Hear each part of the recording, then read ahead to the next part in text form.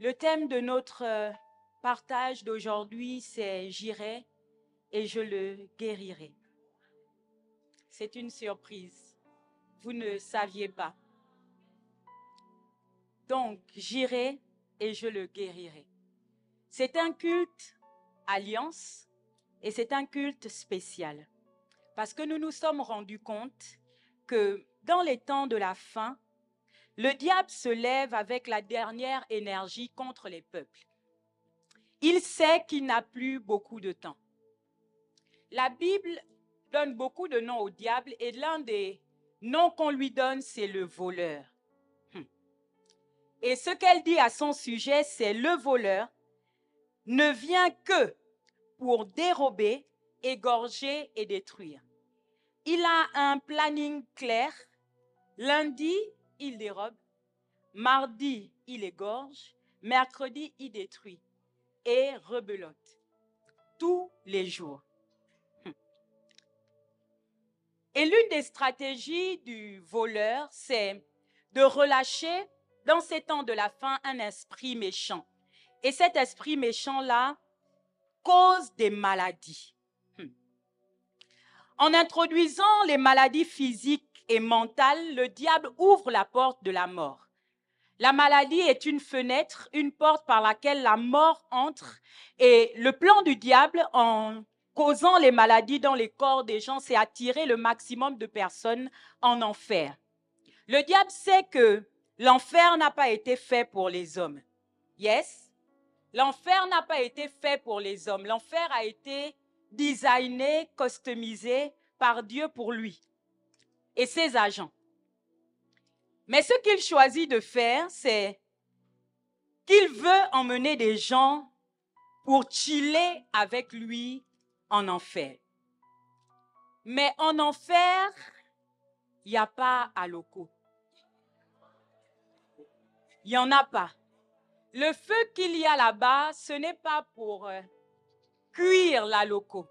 C'est un feu de souffrance. Et on comprend que Satan est méchant.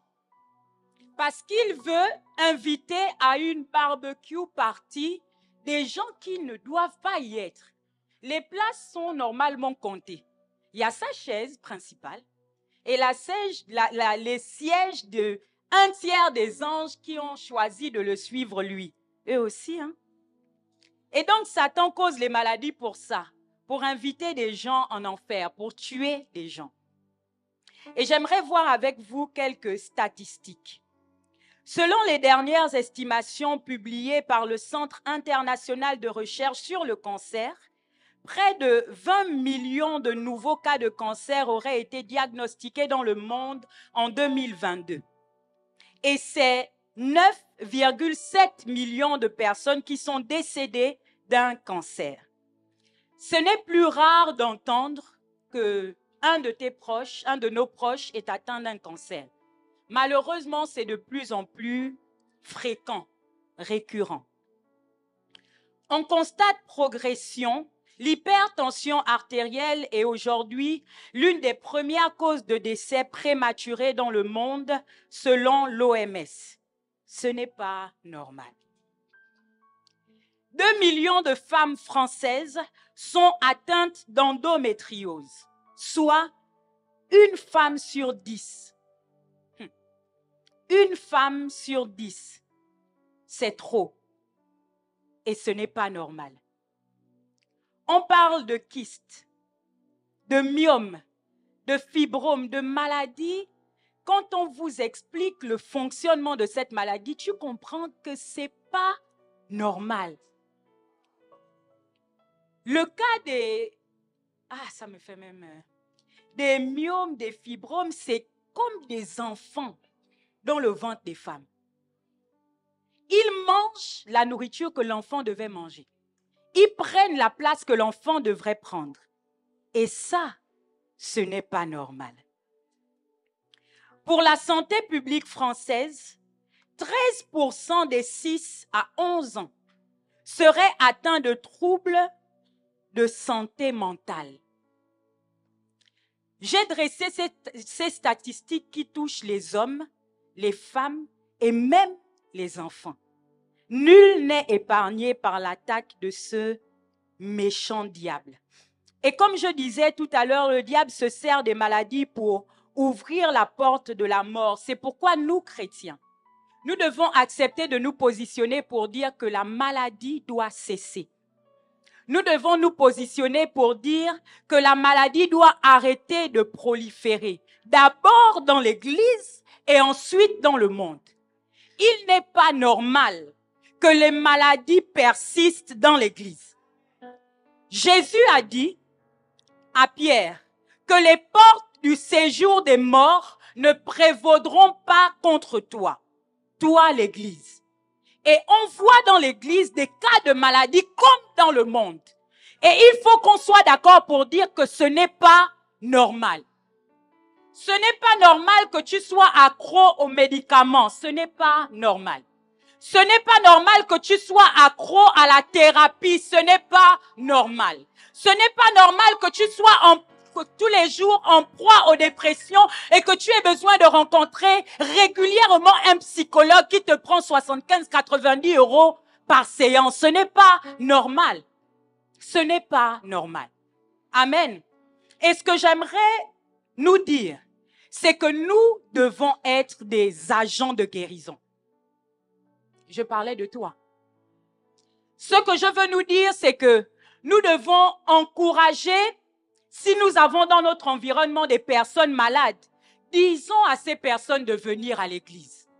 Parce que dans le temple, il y a accès d'onction pour que les maladies soient guéries. Lorsque tu invites une personne au culte parce qu'elle est malade et qu'elle est venue, rapproche-toi d'un membre du corps pastoral et demande à ce ministre de Dieu d'imposer les mains à ce malade. Parce que la Bible dit, et c'est Jésus qui parle, que c'est l'une des promesses de ceux qui auront cru. Ils imposeront les mains aux malades et les malades seront guéris. Ah, Jacques a beaucoup parlé de maladie, de guérison. Et ce que Jacques dit, c'est s'il y a un malade au milieu de nous, qu'il aille vers les anciens. Que les anciens oignent d'huile le malade et le malade sera guéri. Ah, c'est simple. C'est simple. Ah, c'est simple. Actuellement, il y a dans la maison un mouvement autour de la guérison. Et Dieu va faire deux choses. La première chose que Dieu va faire, c'est qu'il va guérir les malades. Quel que soit le nom de la maladie, je disais, Dieu va guérir les malades. Je dis encore une fois parce que ton voisin n'a pas dit Amen et ça me dérange. Dieu va guérir les malades. Je disais, Dieu va guérir les cancers. Je disais, Dieu va guérir les troubles intestinaux. Dieu va guérir les dysfonctionnements hormonaux. Dieu va guérir ce matin. C'est la première chose qu'il va faire. La deuxième chose qu'il va faire, c'est qu'il va équiper des gens d'un don des guérisons. Il y a des gens qui sont venus dans ce lieu n'étant pas malades, mais qui vont recevoir une dimension particulière du don de guérison. Et ce que j'ai vu et que je continue de voir, ce sont des maladies rares guéries par tes mains. Je dis que tu seras augmenté dans ton don de guérison afin que les maladies trépassent lorsque tu passes. Je nous vois comme des distributeurs officiels de guérison labellisés Yahweh Rapha. Il y a des distributeurs de billets, des distributeurs de boissons qui ne sont pas bonnes pour la santé. Mais ce matin, il y a des distributeurs de guérison. C'est ce que je vois. Et ce matin, je ne vais pas être très longue parce que nous allons avoir un service de prière pour les malades. Le corps pastoral est équipé. Ils ont l'huile. Ils ont l'huile et l'huile va... Je disais, l'huile va couler. La maladie s'introduit dans l'humanité à travers le péché. Parce que l'homme qui a été créé par Dieu est parfait. La maladie le péché, en fait, a introduit plusieurs choses dans l'humanité. Le péché a introduit la mort, par exemple. Le péché a introduit la peur. Et le péché a introduit la maladie. La maladie a cela de particulier que elle est en fait comme une béquille sur laquelle le péché s'appuie pour détruire. La maladie est comme une béquille sur laquelle le péché s'appuie afin de rendre la vie des gens cauchemardesque. Mais la volonté de Dieu est contenue dans le titre de notre prédication. J'irai et je le guérirai. Et je vous propose d'ouvrir avec moi vos Bibles pour lire notre texte de base, se trouvant en Matthieu 8, 5 à 13. Matthieu 8, 5 à 13.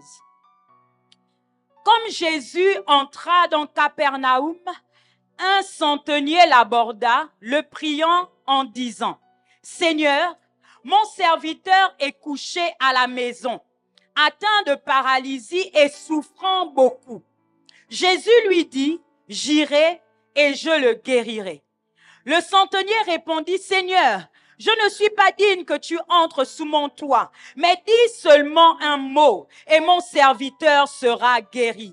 Car moi, qui suis soumis à des supérieurs, j'ai des soldats sous mes ordres, et je dis à l'un va et il va, à l'autre viens et il vient, et à mon serviteur fais cela et il le fait. » Après l'avoir entendu, Jésus fut dans l'étonnement et il dit à ceux qui le suivaient, « Je vous le dis en vérité, même en Israël, je n'ai pas trouvé une aussi grande foi. » Or, je vous déclare que plusieurs viendront de l'Orient et de l'Occident et seront à la table avec Abraham, Isaac et Jacob dans le royaume des cieux. Là, on parle de nous.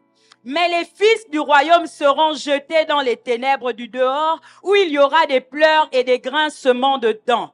Dernier verset, puis Jésus dit au centenier, va, qu'il te soit fait selon ta foi. Et à l'heure même, le serviteur fut guéri. Est-ce que tu peux dire avec moi, à l'heure même, le serviteur fut guéri? Yes. Cette histoire est une belle histoire pleine de révélations. Et comme tous les miracles de Jésus, cette histoire nous donne plusieurs enseignements. Le docteur Louva a prêché sur ce texte à Jiré. Et je vous avoue, je commence à peine le ministère. Et je vais vous dire ce que Dieu a mis dans mon cœur par rapport à ce texte. Vous avez déjà peut-être entendu des gens prêcher sur ça et je ne vais pas redire ce que les gens ont dit et très bien dit. Ce que je veux dire, c'est que c'est ce que Dieu a mis dans mon cœur. La première chose que je note dans ce texte, c'est la puissance de la prière d'intercession. Ce centenier se trouve devant Jésus et ce qu'il choisit de faire, au lieu de parler de ses problèmes, c'est qu'il parle à Jésus des problèmes de son serviteur. Je crois que le centenier avait des problèmes. Comme tout le monde. Tout le monde a des problèmes. Que tu sois riche ou moins riche, tu as des problèmes. Que tu sois âgé ou moins âgé, tu as des problèmes. Et tu as des choses, des challenges, des défis personnels. Et je crois que le centenier avait ses défis personnels. Mais alors qu'il se trouve dans la présence de Jésus, il saisit cette occasion, cette fenêtre en face de celui qui peut tout faire pour présenter le sujet de son serviteur. Et ce matin, nous sommes au culte des guérisons et tu n'es peut-être pas malade, mais tu fais bien d'être là. Parce que tu as certainement dans ton environnement quelqu'un qui souffre d'une maladie. Et nous allons prier pour cette personne. Ce que le texte nous prouve, c'est que Dieu ne tient pas compte de la distance. Tu es ici et la personne pour laquelle tu pries est loin, peut-être aux États-Unis, mais Dieu ne tient pas compte de la distance. La puissance du nom de Jésus est suffisamment grande pour toucher le malade que tu as laissé à la maison. Pour toucher le malade que tu as laissé dans ton pays, pour toucher le malade qui n'est pas au même lieu que toi. Et j'aimerais prier que, comme pour ce serviteur, Dieu nous fasse la grâce d'avoir des personnes qui prient pour nous. Ah, nous ne nous faisons pas seuls. Et ce que j'avais dit la dernière fois, c'est que nous sommes le résultat des personnes qui ont intercédé pour nous. Et ça devient tellement rare. Des personnes qui prennent le temps pour se détourner de leurs propres besoins, pour penser même juste pendant 5 minutes à quelqu'un d'autre. Et je prie que Dieu nous fasse cette grâce, d'avoir des gens qui prient pour nous, des gens qui choisissent de se tenir à la brèche, comme ce centenier, et saisir l'occasion de parler à Jésus de nos cas. Petite parenthèse, si tu as des difficultés, il faut en parler. Amen. Dieu peut le faire, il peut révéler à quelqu'un ce que tu as. Dieu est souverain, il est capable de le faire, mais je crois que la communion fraternelle implique de pouvoir partager les uns aux autres les fardeaux. Amen. Donc, choisis juste bien les personnes à qui tu parles, mais Providence est une bonne maison. Amen. Je ne suis pas en crainte. Providence est vraiment une bonne maison. Et par exemple, le système des binômes que nous mettons en ressemblance, c'est un bon système. Des personnes qui à deux peuvent se partager les challenges les uns des autres. Et si le centenier n'était pas au courant que le serviteur était malade, peut-être ce serviteur n'aurait jamais connu la guérison. Donc, il faut partager quand tu traverses une situation difficile, car il y a des intercesseurs dans la maison. La deuxième chose que je vois dans ce texte, c'est la formule pour la guérison. La formule pour la guérison semble trop belle pour être vraie. C'est un peu comme la bonne nouvelle qui nous est prêchée en nous disant que Jésus est venu, il est allé à la croix, il a porté nos péchés et il s'est substitué à nous et nous pouvons, juste en regardant Jésus, considérer que nos péchés sont pardonnés. C'est trop beau pour être vrai. Pour des personnes qui savent que normalement, qui ont dans leur conscience que normalement, pour être guéri, ce qu'il faut, c'est aller dans des lieux obscurs, dans la nuit noire, profonde, se laver dans des carrefours avec une eau qui n'est pas très propre, faire quelques incantations qui ne semblent pas très catholiques ni protestantes. La formule de la guérison est simple. Prier plus croire. C'est trop beau pour être vrai. Pasteur, j'ai un cancer. C'est une maladie qui effraie les médecins. Ils n'arrivent pas à trouver de solution. Ils n'arrivent pas à trouver de diagnostic précis. Ils n'arrivent pas à trouver les posologies de médicaments pour me sortir de là. Et ce que le pasteur te dit, c'est la formule pour être guéri est simple. Prier plus croire. C'est trop beau pour être vrai, mais c'est la vérité. Ce que le centenier a fait pour son serviteur qui était malade alité, c'est qu'il s'est approché de Jésus, il a expliqué la situation à Jésus et il a fait preuve de foi. Il a fait preuve de foi en disant à Jésus, en vrai, le niveau que tu n'as même pas besoin de te déplacer pour aller jusqu'à lui. Dis juste un mot. Et mon serviteur sera guéri. C'est une dimension de foi qui est à notre portée aujourd'hui. Parce que nous avons vu quelqu'un le faire. Si c'était quelque chose d'inédit, nous aurions pu avoir des doutes. Mais pendant les temps de louange et d'adoration que nous avons eu, merveilleux temps, merveilleux, merveilleux, que Dieu bénisse les chants, merveilleux temps. Ce que on était en train de dire en chantant, c'est gloire et honneur au Dieu d'Israël, alléluia au Dieu qui n'échoue jamais. On parle de celui qui n'échoue jamais.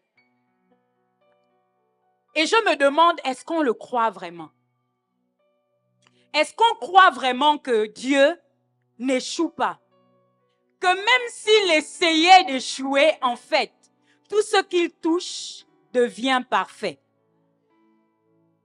Notre Dieu n'échoue pas. Et c'est avec cette pensée que j'aimerais que tu vives. Nous rendons la gloire et l'honneur à celui qui n'échoue jamais. Juste en prononçant le nom de Jésus, tout genou fléchit et tout finit par s'écrier gloire à l'intérieur de nous. Un seul mot de Jésus. La Bible dit en Philippiens 2, de 9 à 11, c'est pourquoi aussi Dieu l'a souverainement élevé et lui a donné le nom au-dessus de tout nom, afin qu'au nom de Jésus, tout genou fléchisse dans les cieux et sur la terre et sous la terre, et que toute langue confesse que Jésus-Christ est Seigneur à la gloire de Dieu le Père. Devant la maladie, nous n'essayons pas de dire un autre nom. Nous disons Jésus. Devant le cancer, nous disons Jésus. Devant les troubles mentaux, nous disons Jésus. Devant les infirmités, les handicaps, nous disons Jésus. C'est le nom au-dessus de tous les noms. S'il y a une maladie qui peut avoir un nom, sache que le nom de Jésus sera toujours au-dessus de ce nom. Ce que j'aime avec les médecins, c'est que quand ils n'arrivent pas à nommer certaines maladies, ils les mettent dans la catégorie des maladies rares. Et si elle a le nom maladie rare, c'est quand même un nom. Et le nom de Jésus est au-dessus de ce nom aussi. J'aimerais dire à quelqu'un ce matin que le nom de Jésus est au-dessus de tous les noms. J'aimerais proclamer avec force et détermination que le nom de Jésus est au-dessus de tous les noms. J'aimerais dire devant la mort et le tombeau que le nom de Jésus est au-dessus de tous les noms. J'aimerais dire devant les résultats que le biologiste t'a donné que le nom de Jésus est au-dessus de tous les noms. J'aimerais dire devant le nom que les médecins ont donné à ta maladie, Jésus, Jésus, Jésus, Jésus. Si tu veux, je dis Rapha. Si tu veux, je dis j'irai. Si tu veux, je dis Sabaoth. Je parle de Jésus. Je n'ai pas peur de le dire. Je crois dans la puissance du nom de Jésus. Chrétiens, n'ayons pas peur de le dire. Nous croyons dans la puissance du nom de Jésus. Si un malade vient devant moi, pourquoi aurais-je peur? J'ai le nom de Jésus. Jésus. Jésus. Ah. Le Père de tous les esprits. Ah. Quand les démons voient Jésus, ils tremblent et ils se prosternent. Parce qu'ils savent que Jésus, ce n'est pas leur ami. Le Père des esprits. J'aimerais ce matin parler de 4 portes d'entrée des maladies dans nos vies. La maladie entre par une porte et connaître la porte te permettra de prier efficacement pour détruire la maladie. La première porte se trouve dans Jacques 5 au verset 16. Jacques dit, « Confessez vos péchés les uns aux autres et priez les uns pour les autres, afin que vous soyez guéris. Quand un juste prie, sa prière a une grande efficacité. » Jacques, dans son épître, je le disais tout à l'heure, parle beaucoup de guérison. Et l'une des clés qu'il nous donne pour expérimenter la guérison divine, c'est le fait de confesser nos péchés. Il y a des péchés qui ouvrent les portes de la maladie. Certaines personnes sont malades parce qu'elles ont commis des actions qui ont ouvert la porte de la maladie. Et il faut qu'on se le dise. Le diable profite, mais en fait, c'est la personne qui a posé une action qu'il ne fallait pas. Et ça a ouvert la porte de la maladie. Le premier exemple que je veux prendre pour que ce soit pratique, pragmatique pour vous, c'est les personnes qui développent un diabète, par exemple. Elles ne sont pas nées de parents diabétiques, mais à cause de mauvais choix alimentaires, ces personnes développent le diabète. Parce qu'elles sont en fait prédestinées, prédisposées. prédisposées à ça et parce qu'elles ne vivent pas comme il faut, parce qu'elles ne font pas le choix de ne pas aller au McDo. Je ne vous fustige pas. Il me fallait un exemple. Parce qu'elles prennent le choix de ne pas avoir elles font le choix d'avoir une mauvaise hygiène de vie alimentaire. Elles développent le diabète. Et pour ce type de personnes, elles ne vont pas tout simplement aller vers le pasteur et dire « Oins-moi d'huile ». Ces personnes doivent venir devant le trône de la grâce et dire « Seigneur, pardonne-moi. Parce que j'ai maltraité mon corps et j'ai ouvert la porte du diabète. » OK? Pour ce type de maladies qui sont développées par une porte ouverte par le péché, la seule chose qu'il nous faut faire, c'est confesser le péché. Et on confesse le péché et on met à nu le diable. Amen. Parce qu'il est derrière ces actions-là. Le deuxième exemple que je veux prendre, c'est il y a certaines femmes qui n'arrivent plus à enfanter, qui n'arrivent plus à donner naissance parce que elles ont fait subir à leur corps des interruptions de grossesse, plusieurs interruptions de grossesse, plusieurs avortements. Et alors qu'elles sont maintenant dans les dispositions, le cadre où elles veulent donner naissance avec leur mari, elles sont confrontées au fait que ça ne prend pas, ça ne marche pas. Et alors que ces personnes sont en train de prier pour que la stérilité les quitte, Dieu peut donner comme directive de confesser ce péché-là. Aller devant un homme de Dieu pour dire, pasteur, en fait, tu pries depuis un mois, mais voici ce que j'ai fait. Et je sais que ce que j'ai fait a ouvert une porte, j'aimerais qu'elle soit fermée. Je confesse mon péché et je mets à nu le diable. Ainsi, la brèche qui était ouverte pour la maladie n'existe plus. Parce que la personne qui a confessé son péché est complètement pardonnée. La femme qui confesse le péché d'avortement est complètement pardonnée. Ça n'existe plus et c'est effacé de la carte. Amen. Nous pouvons être guéris en confessant nos péchés. Amen. La deuxième porte, c'est l'état de l'âme. 3 Jean 1, 2 dit, « Bien-aimé, je souhaite que tu prospères à tous égards et sois en bonne santé, comme prospère l'état de ton âme. » Dans ce texte, Jean nous explique que la bonne santé est étroitement liée à la prospérité de l'âme. Il y a des maladies qui sont le résultat de l'état de l'âme de la personne qui finit par être malade. Hein? Et c'est ce que les médecins ont appelé les maladies psychosomatiques. Ces maladies ne sont pas un leurre. Elles sont particulières parce que elles se manifestent par des symptômes physiques alors que l'origine est psychologique.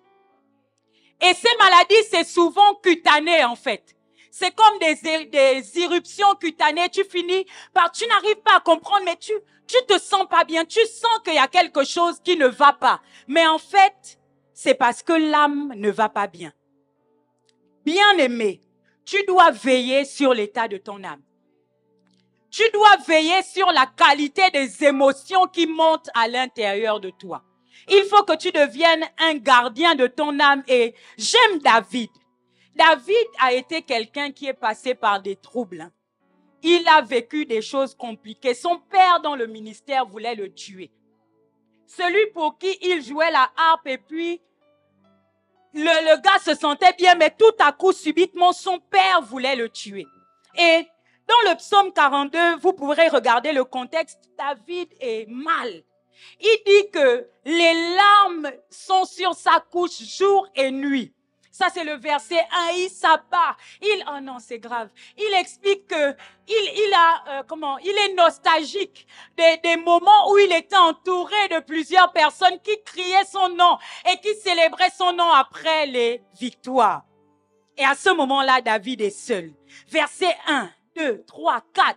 Et au verset 5, il dit, pourquoi t'as battu mon âme et gémis-tu au-dedans de moi? David, mais c'est toi qui étais en train de parler tout de suite en disant que mon lit est rempli de larmes tous les jours, mais il se réveille et il parle, il dit, je me désolidarise de mon âme. Et je te dis, mon âme, en fait, pourquoi t'as battu à l'intérieur de moi? Pourquoi gémis-tu en moi, mon âme? L'Éternel est ton Dieu. C'est la seule chose qui donne du réconfort à l'âme de David. Dire que l'Éternel est son Dieu. C'est pourquoi j'ai aimé quand nous avons chanté qu'il est l'encre de mon âme. Ah! L'encre de mon âme, nos âmes, nos émotions vont dans tous les sens. Au gré de la météo, au gré des relations, nos émotions font les montagnes russes à l'intérieur de nous, mais nous devons choisir. Parce que nous comprenons que l'état de notre âme est étroitement lié à notre santé, de solidifier notre âme. Et lui parler, lui dire le matin, ne t'abats pas mon âme. À l'intérieur de moi. L'Éternel est ton Dieu. Bénis l'Éternel, mon âme. Compte chacun de ses bienfaits. Et c'est impressionnant parce que, au final, David se rend compte que la seule chose qui fait en sorte que son âme soit stable, c'est l'Éternel. Ce qui fera en sorte que ton âme soit stable, c'est pas ton compte bancaire. Parce que le compte bancaire fluctue. Tu n'auras jamais assez d'argent. Jamais. Tu voudras toujours une autre voiture. Toujours. Tu voudras toujours plus de relations. Ce qui donne de la stabilité à nos âmes, c'est que l'Éternel soit notre Dieu. Ne t'abats pas à l'intérieur de moi, mon âme. L'Éternel est ton Dieu. Et les maladies psychosomatiques sont guéries de là à là, par la stabilisation de l'âme. Je vous invite, je vous encourage à écouter une prédication de l'évêque qui est sur YouTube. C'est état stable. État stable. C'était la deuxième porte. La troisième porte, et ce sera la dernière, je ne vais pas dire les quatre. La troisième porte, c'est l'hérédité. Le sang. Et j'ai entendu dans mon esprit le pouvoir du sang. Le sang a le pouvoir de transmettre des messages. Ta couleur de peau a été décidée par le message que ton sang a transmis. La forme de ton nez a été décidée par le message que ton sang a transmis. Ta taille a été décidée par le message que le sang a transmis. C'est pourquoi, Sista, parenthèse, regarde bien le frère, parce que son sang va transmettre un message à vos bébés. Moi, je suis choquée. Des sœurs qui se disent, je l'aime, mais je ne le trouve pas beau. Sista, tes enfants aussi, tu ne les trouveras pas beaux. C'est compliqué, c'est compliqué, c'est compliqué. Tellement spirituel que tu oublies les choses qui sont... C'est même pas charnel. C'est très important. Donc, ne me faites pas me perdre. Le sang transmet un message. La taille de tes oreilles, c'est ton sang qui a transmis le message. Il n'a pas décidé. Le sang n'a pas le pouvoir de décider. Le sang est un canal de transmission. Ça part de quelque part vers toi et ça passe par le sang. Et ce qui me dérange, c'est que les maladies ont pris le canal du sang pour passer. Les maladies ont choisi que toutes les femmes de ta génération avaient cette maladie, donc ça doit venir jusqu'à toi. Les maladies choisissent le vecteur du sang pour arriver dans la vie des gens. Et ce n'est pas normal. C'est une condamnation. Le sang se lève comme un juge et il dit, j'ai le pouvoir de te condamner à être malade. J'ai le pouvoir de te condamner à être stérile.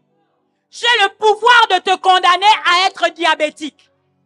C'est des ordonnances que le sang a reçues des personnes qui sont antérieures à toi. Mais ce que j'aimerais dire au sang ce matin, c'est ce qui est écrit dans Colossiens 2 au verset 14 et 15. Il l'a effacé. L'acte dont les ordonnances nous condamnaient et qui subsistait contre nous. Il l'a détruit en le clouant à la croix. Ce que j'ai envie de dire au sang, c'est que si Jésus n'était pas mort, tu pouvais encore me parler. Si Jésus n'était pas mort, tu pouvais te lever contre moi et me transmettre le diabète.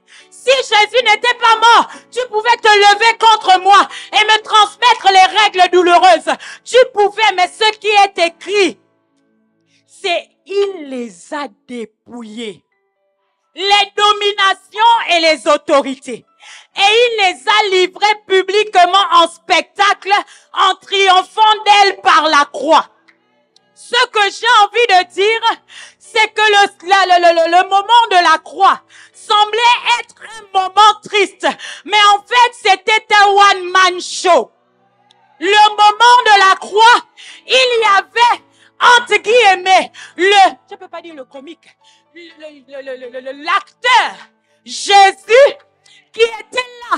Et il était en train de se foutre de l'endométriose. Il était en train de prendre l'endométriose et il dit tourne, tourne, tourne, tourne. Allez, je te shoot. Il était en train de prendre le diabète et il dit allonge-toi, couche-toi. Il était en train de prendre les maladies et il dit tournez, tournez, faites-moi rire. Faites-moi rire. Faites-moi rire. Ce que j'ai envie de dire, c'est que le diabète fait rire Jésus. Ce que j'ai envie de dire, non, c'est que l'endométriose fait rire Jésus. Il les a livrés publiquement en spectacle. Ce n'était pas une vente privée, là où il n'y avait que les abonnés.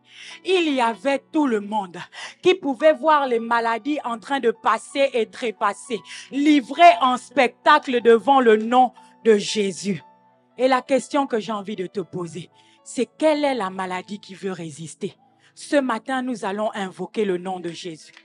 Quelle est la maladie qui veut parler? Nous allons invoquer le nom de Jésus. Normalement, c'est le moment où nous nous levons et nous commençons à rabasakatalabras.